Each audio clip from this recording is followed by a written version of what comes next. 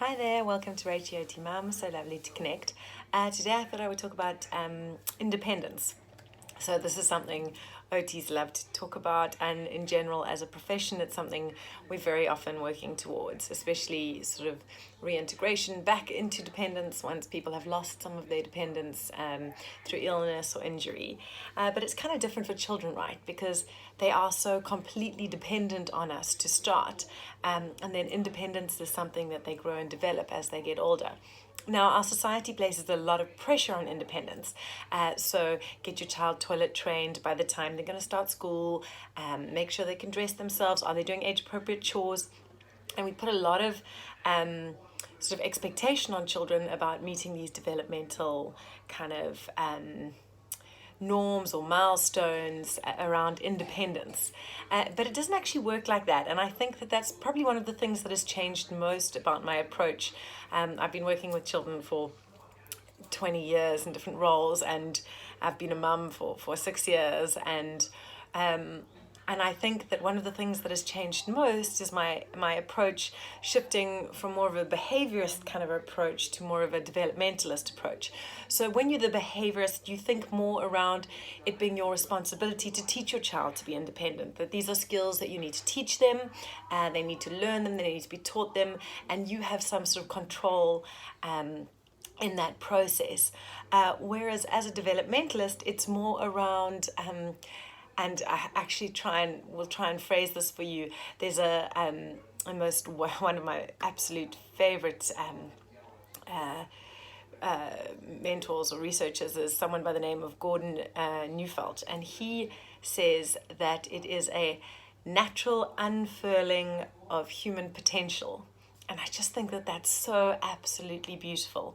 If you can see your child growing independence as a natural unfurling of human potential, rather than norms that they need to meet, and criteria they need to be ready by and for, I think it's really wonderful. And what he says is that, what the whole sort of developmentalist idea is that we all have this potential within us, and if we foster it and we provide the environment that is safe and warm and secure, and we let the child lean on us and let the child use us for co-regulation and for interdependence, and for dependency, and that is so secure, they will grow to be more independent and to have more interdependence in life. So it really frees you up as a parent, because you don't have to think all the time that this is something that you need to be forcing on the child. Rather, you just have to think that you need to create a loving, secure environment where you give your child opportunities and you're there to support them. And I think often of toilet training my two boys. My first boy, I definitely had more of a behaviorist approach. I wanted him to be toilet trained by the time my baby came along. I was quite, I wanted to be the OT and have a child who could, use the toilet by X age and could do it on his own. And I think that with that came all these expectations, and I got frustrated. I got frustrated when he wet himself, and I was like, but we've done this, you've got this, why are you wetting yourself again? And I think with that, I was really robbing him of that environment that we spoke about, just feeling safe and warm and secure. And it's not that I was mean or putting extra, intentional pressure on him. But I think, when I had my second child, he basically toilet trained himself. Our second children do a lot of stuff themselves just because there's not that much pressure and time and expectation on them. And he just did it. And I think a lot of it was around, I just let him do it as he was ready.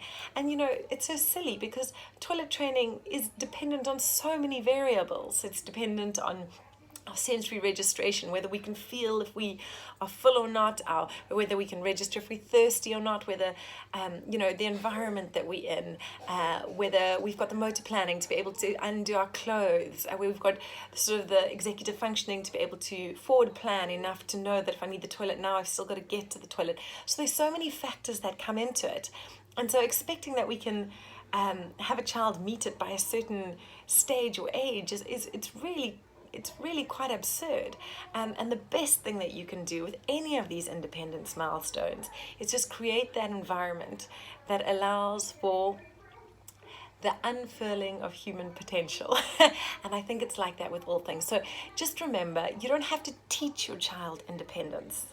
They are meant to be dependent on you. They will not have their dummy forever. They will not wee in the bed forever. They will not be sucking their thumb forever. They will not need to be fed forever. These are things that will naturally unfurl if you take them away from the pressures and you create this warm environment where they have opportunity to learn and opportunity to learn safely and securely. So it's my thought for the week, and have a wonderful weekend coming up, and I'll catch up again next week. Bye.